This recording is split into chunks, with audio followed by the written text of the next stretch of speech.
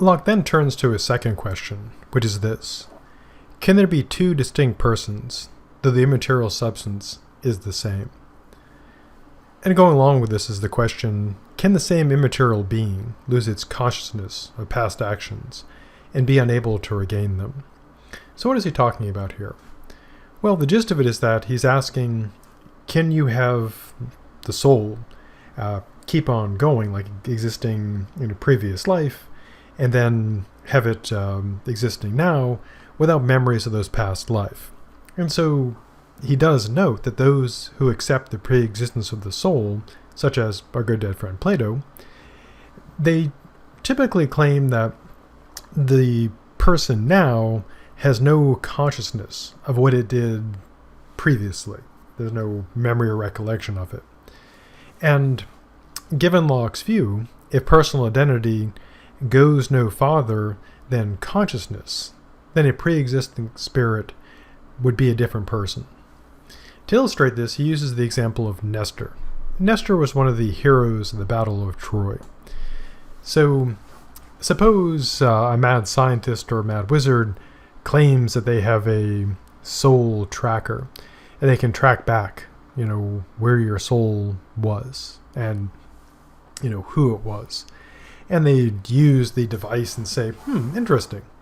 You were, or rather, your soul was at the Battle of Troy, and at that time it was Nestor. Now, but suppose you have no consciousness of the actions of Nestor. You think, and you're like, I don't remember being at Troy with Brad Pitt stabbing people, no recollection of this. And the person, of course, says, well, no, of course you have no memory of this. I didn't say you were there. I said your soul that you happen to have now was there.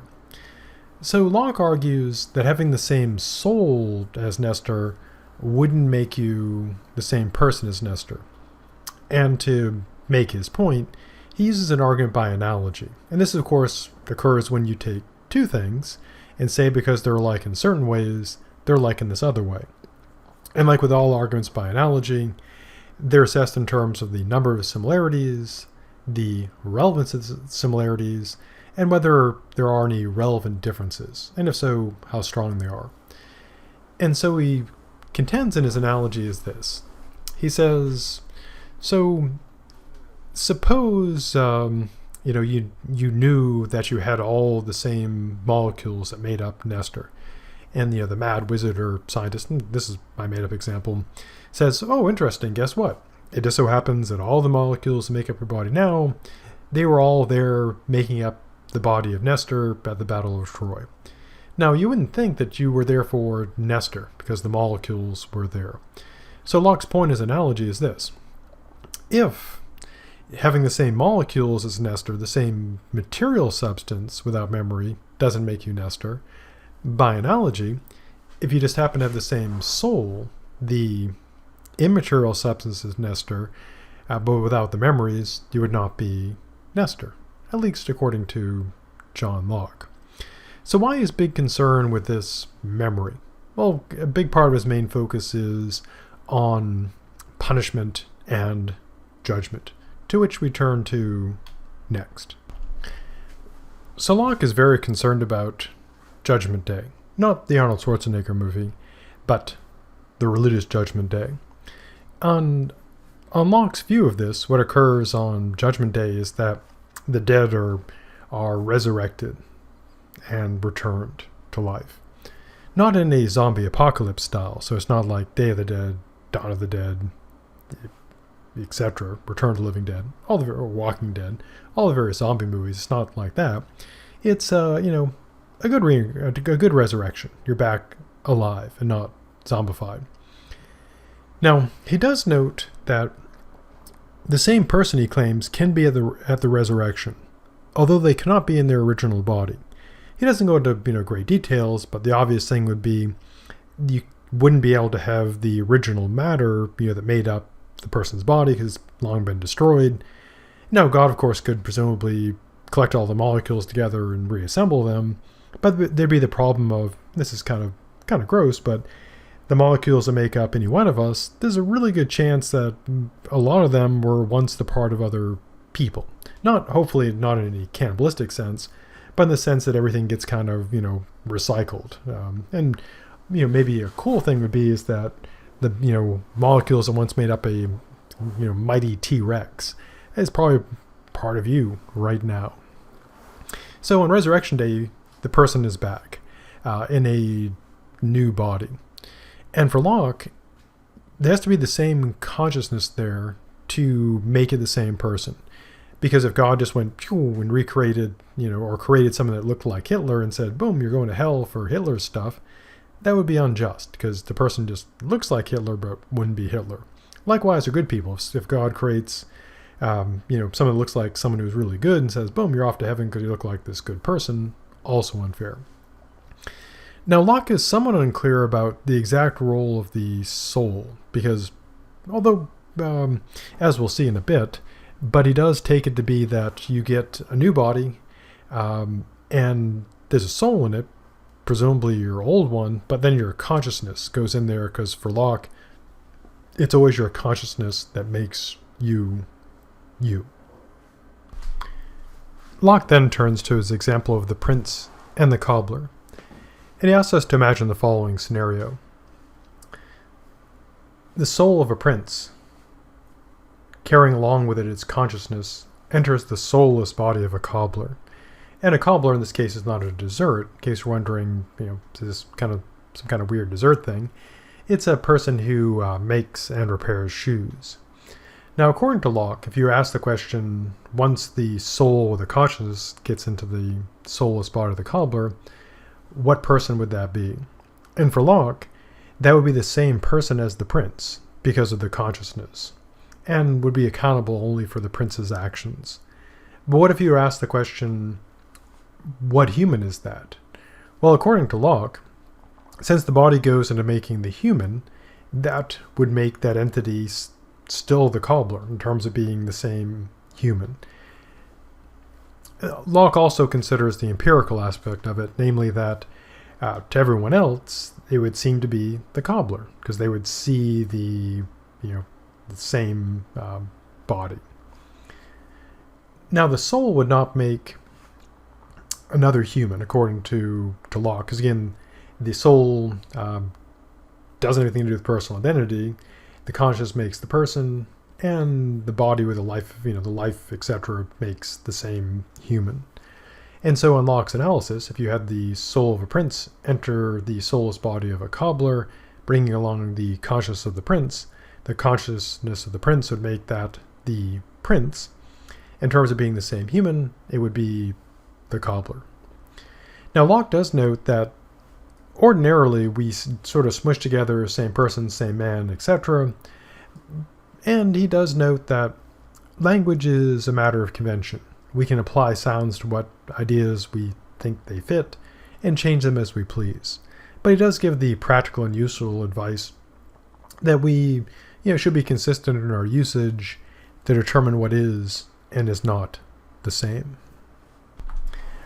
Locke once again reiterates that the self is a conscious thinking thing, whatever the substance is. So it doesn't matter whether it's the same soul or the same body, it's a consciousness that matters. So why the concern with the consciousness? Well, part of his reasoning seems to be this. The conscious thinking thing is sensible, or conscious, of pleasure and pain. It can be happy, it can be miserable, and this leads to a concern for itself as far as that consciousness extends. And so kind of his point here seems to be that it doesn't matter whether the self is spiritual, material, simple, or compounded. What matters is that concern. So some of his reasoning seems to be that what matters about personal identity is that happiness or misery, the pleasure and pain, and that's all connected to the consciousness, not the spiritual or material substance. Now he brings up the little finger example. Not Littlefinger from Game of Thrones, but the little finger. Now, when as long as little finger is attached normally and properly, under that consciousness, the finger would be as much a part of a person as anything else. But then he imagines, if the little finger were removed, and he doesn't think, hopefully doesn't think this could happen, but he's imagining sort of a weird philosophical example. Think of like shop in high school. And I did well in that because although you can't see it, I still have all my fingers and limbs with no scars from the saws. And not everyone makes it through. So imagine someone's in shop and they're using the circular saw and zoom, they cut off their finger. Now normally, of course, this would be horrible. People would be screaming, there'd be blood, and the person would be like, oh my God, my finger. But imagine in this weird philosophical scenario Locke has envisioned, the consciousness goes along with the little finger. And so instead of the person, being in their body, looking down their finger, going, oh my God, my finger, their consciousness is in their little finger, I guess somehow, looking at their body, going, oh my God, my body. Now, Locke's point is not that your consciousness is in your little finger. His point is that wherever your consciousness goes, that's where you go. Even in, a bizarre made-up case like the consciousness being in the finger that is cut off. And that's his point of making that kind of weird example. One of Locke's motivations for developing his theory of personal identity is the matter of reward and punishment, sorting that out. Locke asserts, correctly, that personal identity is the foundation of the justice of reward and punishment. How so? Well, in general, it is only just to reward someone if they are the person who merited the reward. So it has to be that person. Likewise, in terms of punishment at its base is only just if the person punished is a person who committed the misdeed. Now, in terms of why he thinks about memory as being so critical to personal identity, one key part of it seems to be his view of happiness and misery, namely that this is what we're concerned about. Our concern is not about, substances not joined to that consciousness. Our concern is, with oneself. And again, his sort of practical view is in terms of happiness and misery.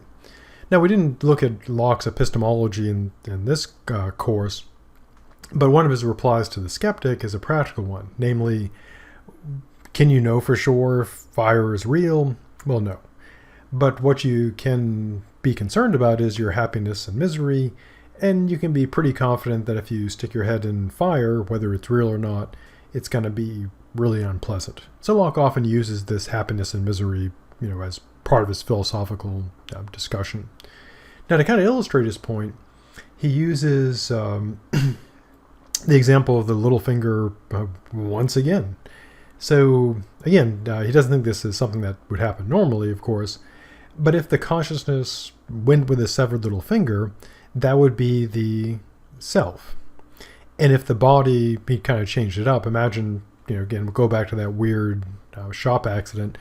Imagine someone's there and, there's a cursed circular saw, so that when they cut their finger off, it cuts their soul in half, and some of their consciousness is in one part, and then the finger gets its own consciousness.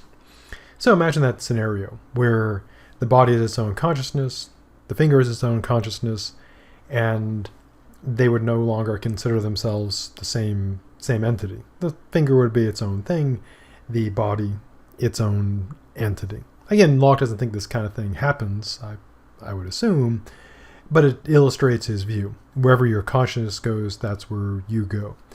And if somehow, cutting off bits would somehow split up the consciousness, they would become separate entities, on Locke's theory.